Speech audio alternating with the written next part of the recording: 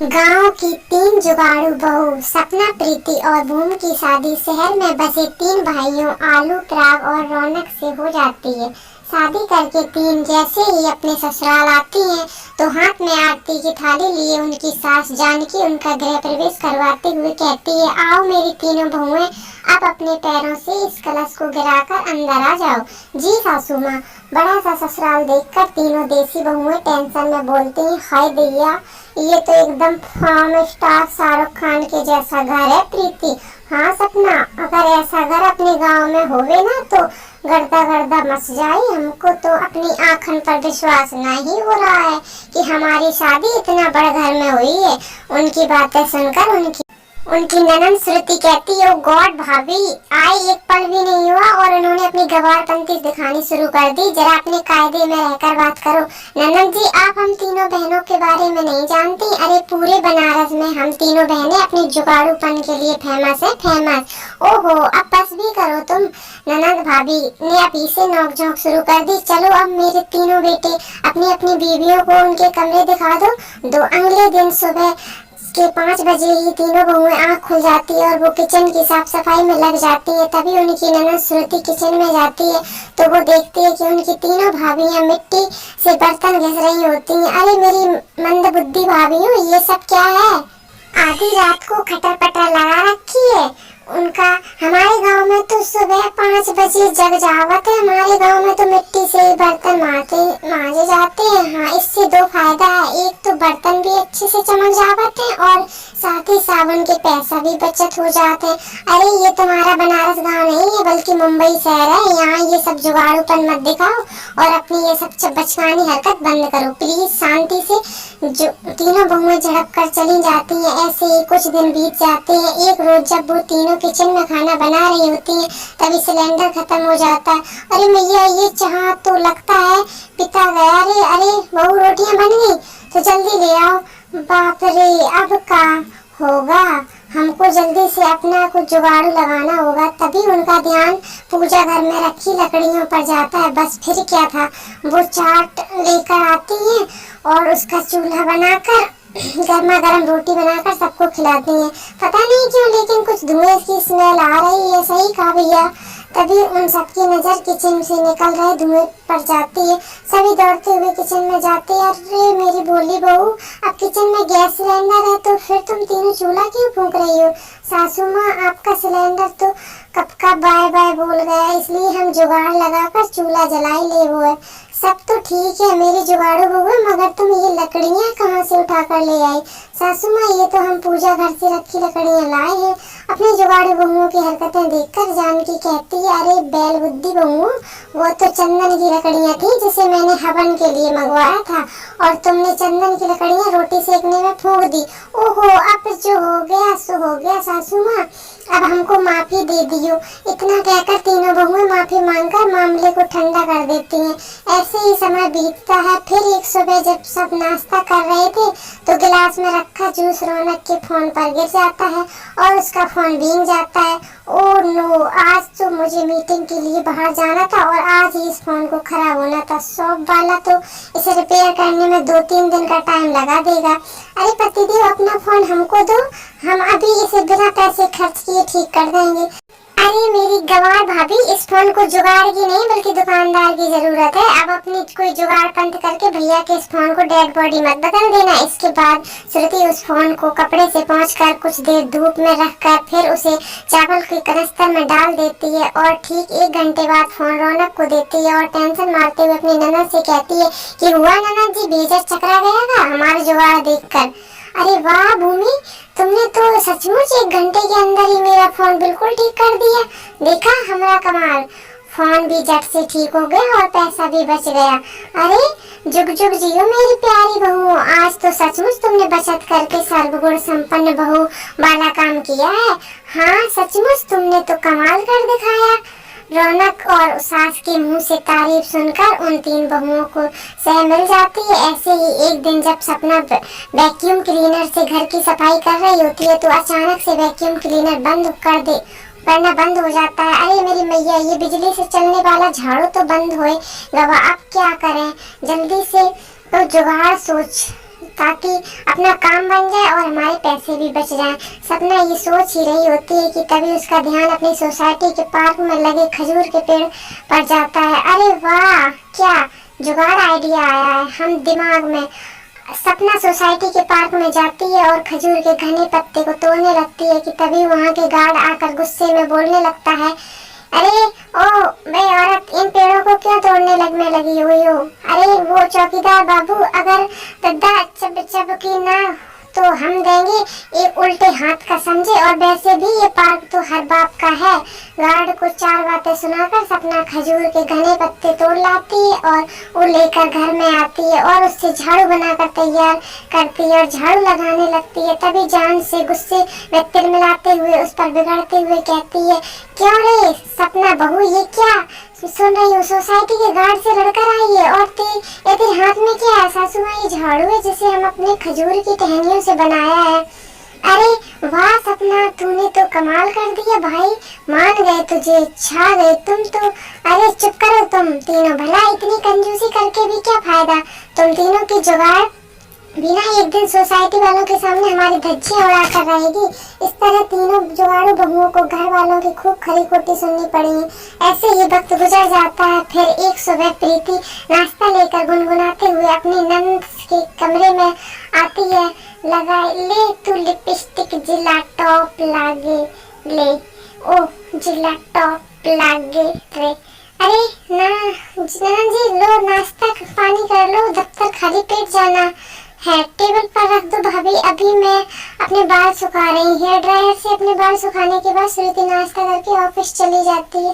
लेकिन शाम काफी भयंकर बारिश होती है। अरे प्रीति, तुम मेरा वाला कुर्ता पजामा प्रेस करके रख देना, कल ऑफिस वही पहन कर जाऊंगा। जी हमरे बलमा। इतना कहकर प्रीति अपने ननद के कमरे में जाती है और उसका हेयर ड्रायर लाकर अपने पति के कपड़े सुखाने लगती है। लेकिन तेज बिजली के करंट लगता है और वो चलाते हुए कहती है, अरे मैया, मर गई रे, मर गई। हम बचा। सभी भागते हुए अंदर आते हैं और श्रुति जल्दी से बोर्ड का स्विच बंद करती है। अरे यह सब कैसे हुआ? प्रीति उसे सारी बात बताती है और श्रुति उन्हें खूब सुनाती है। भाभी, मैंने तुम्हें पहले समझाया था ना, आज आपकी बेवकूफी की वजह से आपकी जान भी जा सकती थी। अब तो अपनी जुगाड़ पंथियों से तुम लोग बाहर आ जाओ, नहीं तो अठन्नी बचनी बचाने के चक्कर में अपनी जान से हाथ धो बैठोगी। श्रुति बेटी बिल्कुल सही कह रही है बहू, इतनी कंजूसी भी अच्छी नहीं, और जिसका काम वो उसी को साजे। कोई दूजा करे तो बुद्धि बाजे। हमको समझ आ गया सासू माँ, अब हमको काम में जुगाड़ नहीं लाएंगे ना। और सासू की बातों को उन तीनों ने अकल आ जाती है और वो तीनों अपनी जुगाड़पंथी छोड़कर अपने नंद और सास और शहरी तरीके से सीख लेती हैं और वो तीनों अपने ससुराल के रंग में ढल जाती हैं। 5 बहुओं की होली। सासू माँ के हाथ में सामान से भरा थैला था। उन्होंने 5 बहुओं को आवाज लगाई, ओ जरा संध्या, ओ आशा, तुम 5 कहाँ हो? रोशनी, जरा 5 इधर आओ। अपनी सास की आवाज 5 ने सुन ली थी, पर 5 अनसुना कर देती हैं। अरे 5 कान में ई डाल कर बैठी हो, इतनी देर से आवाज लगा रही हूँ। जब 5 बहुओं ने देखा कि उनकी सास का गुस्सा 7 में आसमान पर चढ़ने वाला है, तो वो 5 भागी हुई आ गई। कितनी देर लगा दी आने में? कब से तुम सबको यह सामान देने के लिए बैठी हूँ? मुझे अभी मंदिर भी जाना है। कान खोलकर सुन लो, दिनों दिन होली का त्योहार आने वाला है। तुम्हारी बुआ सास की बेटी अंजू की पहली होली है, इसलिए वह अब हमारे घर ही आकर मनाएगी। ननद जी ने बोला है कि मैं अपने मायके में ही अपनी बेटी की होली मनाऊंगी, इसलिए वो अंजू के साथ रहने आ रही है। सहारनपुर वाली बुआ जी अब तो गए काम से, वो तो धीरे धीरे। ठीक है अम्मा जी, आप समझा दो कैसे कैसे करना है। देखो, गुजिया, मठरी, समोसे, नमक पारे, शक्कर पारे तो बना ही लो, साथ में मटर की कचौड़ी और आलू की कचौड़ी, दाल की कचौड़ी भी बना लेना। हो गई भाभी हम 5 की होली। चलो हलवान बनने को तैयार हो जाओ। हाँ, अब 1 हफ्ते तक बूजी के नखरे तो सास हैं। सब बने सामान के थैले हाथ में पकड़े और रसोई घर में जाकर बनाने लगे। संध्या जी तो हमेशा अपने काम में देती है। इतने पकवान बना बना के काम दूजा है। वही तो अब जी आती है और ये पकवान खा पी कर कुछ दिन आराम से बिता कर चली जाती हैं। और इस बार तो अंजू भी आ रही है, पता नहीं कितने दिन रुकेंगे ये लोग। कोई बात नहीं, जी ने बोला है तो हमें करना ही पड़ेगा जी। त्योहार के मौके अब वो आ रही हैं तो मना भी नहीं कर सकते। एक काम करते हैं, हम लोग कल ही पकवान बनाने शुरू कर देते हैं, क्योंकि गुजिया और मठरी समोसे बनाने में समय लग जाएगा। अगले हफ्ते ये तो आ रही हैं, रोजाना भी थोड़ा थोड़ा कुछ तो बना कर जाकर हफ्ते में बन जाएगा। हम सब आपस में ऐसे ही बातें करते काम में लगी। अगले दिन बेसा भोली के पकवान बनाने में लग गई। देखा मावा सही के लिए, हाँ थोड़ा सा रह गया, हल्का सा। और सुनिए अनीता, रोशनी, तुम दोनों कचौड़ी का मसाला बना लो, तब तक मैं गुजिया लेती हूँ। बहुत बढ़िया, कितना अच्छा लग रहा है। मेरी बहुएं होली के पकवान बनाने में लगी हुई हैं। जरा गुजिया को अच्छे से तल लेना, कच्ची ना रह जाए। कल सुबह ये तुम्हारी बुआ जी और अंजू आ जाएंगे। कल पर माँ जी का बन तो परसों है, बुआ जी कल आ रही हैं। अरे हाँ, मैं तो तुम्हें बताना ही भूल गई, तुम्हारे बाबूजी और थोड़ी देर में आते ही होंगे। तुम्हारी बुआ सास भी बता रही थी कि अंजू के ससुराल वाले भी पहली होली घर पर उनके पहुंच रहे थे, पर उन्होंने जब बताया कि वो यहाँ आ रही है तो उन्होंने भी यहाँ आने का प्लान बना लिया। इसलिए अंजू के ससुराल वाले भी हमारे घर में भी होली खेलेंगे। क्या यहाँ पर? अपनी सास की बात सुनकर पांचों बहुएं दंग रह जाती हैं, क्योंकि अभी तक तो बुआ जी और उनकी बेटी ही आ रही थी, पर अब अंजू के ससुराल वाले भी आने वाले हैं। यह सोचकर दिमाग खराब हो जाता है। मैं तो जी सपना देख रही हूँ कि रसोई में वो लेती रह गई और मुझे गुलाल भी नहीं लगाया। नहीं ऐसा हुआ? अरे सपने से जा। नहीं महारानी, हम तो होली खेलने में ही रहेंगे और रसोई में पूरा दिन गुजार देंगे। अब कुछ हो सकता है। होली के सारे पकवान बनकर तैयार हो चुके थे। यह सोचकर सभी पांच बहुएं थोड़ी तसल्ली ले रही थी कि यह सुनने को मिल गया कि अंजू के घर के भी लोग आएंगे। खैर, अब जो होने वाला था वो आगे ही पता चलता है। अगले दिन बुआ जी और अंजू आ जाते हैं। भैया, मैं सोच रही थी अंजू के ससुराल वालों को देने के लिए लिफाफे बना लेती। आखिर सब पहली होली पर आ रहे हैं तो खाली हाथ लौटाना ठीक नहीं रहेगा। हाँ कहाँ कांता, तुम ठीक कह रही हो। बताओ कितने के लिफाफे बनाने हैं? एक काम करो रवि बेटा, तुम आलोक, नीरज, बाकी धीरज और अजय कहाँ हैं? बाबूजी, धीरज और अजय होली के गुलाल और रंग खरीदने गए हैं। अब कोई नहीं, धीरज और अजय भी थोड़ी देर में आ ही जाएंगे। फिर ये पांचों मिलकर लिफाफे बना देंगे। कम से कम 11 तो दे ही दे भैया। क्यों भाभी, ठीक है रहेगा? हाँ बिल्कुल ननद जी, ठीक है बहन, मैं लिफाफे बनवा लेता हूँ। उस समय देख लेंगे, लिफाफे जैसे देना होगा वैसे। मम्मी, मेरे ससुराल वालों को ड्राई फ्रूट वाले तो बहुत पसंद है, और मेरे साथ में हरी चटनी, और चटनी में अगर खजूर डालकर उनको परोस देंगे तो बहुत खुश होंगे वो लोग भी। मैंने सोचा आपको बता दूं। अरे तुम क्यों चिंता करती हो बेटी, तुम जैसे ननद जी को बेटी हो वैसे ही इस घर की भी बेटी हो। मैं अभी बहू से कह देती हूँ, वो तैयारी कर लेंगे। उन लोगों ने तो कल शाम को आना है ना बहू। जरा इधर आओ। अभी के पकवान बनाकर फुर्सत मिली ही थी, तभी काल्या ने एक ऑर्डर और दिया, और वो भी ड्राई फ्रूट वाले भल्ले की मीठी चटनी और हरी चटनी का। सबने मिलकर बढ़िया से दही भल्ले तैयार किए, और ससुराल वाले बहुत ही चटोरे स्वभाव के थे तो मिनटों में ही सारे पकवान गपागप खा रहे थे। बहुत ही स्वादिष्ट भले पापड़ी, गुजिया, समोसे, आहा, और बाकी पकवान सचमुच खाने में बहुत ही बढ़िया है। यहाँ कोई प्रसिद्ध हलवाई की दुकान से मंगवाए होंगे आपने। कांता जितनी देर में कुछ कहती उतनी देर में अंजू बोल पड़ी, सासू माँ, ये सारे पकवान मेरी भाभीियों ने बनाए हैं। जब से मामी जी घर प्यारी पांचों भाभियाँ आई हैं तब से त्योहारों में रौनक बढ़ गई है। होली, दिवाली, तीज, दशहरा, जितने भी त्योहार हैं भाभियाँ खुद से ही बहुत स्वादिष्ट पकवान बनाती हैं। अंजू बिल्कुल सही कह रही है बहन जी। कल्याण भाभी की पांचों बहुएं के आने से यहाँ ऐसा लगता है मानो अन्नपूर्णा का वास है। सासू माँ भले ही मेरे अपने सगे भाई भाभी नहीं है, पर मामी जी के घर मुझे सब भाई भाभीियों का बहुत प्यार मिलता है। मेरी भाभीियाँ में एक हैं, वो तो मैं देख रही हूँ। जितनी खातिरदारी लोगों ने हमारी की है, सचमुच दिल खुश हो गया।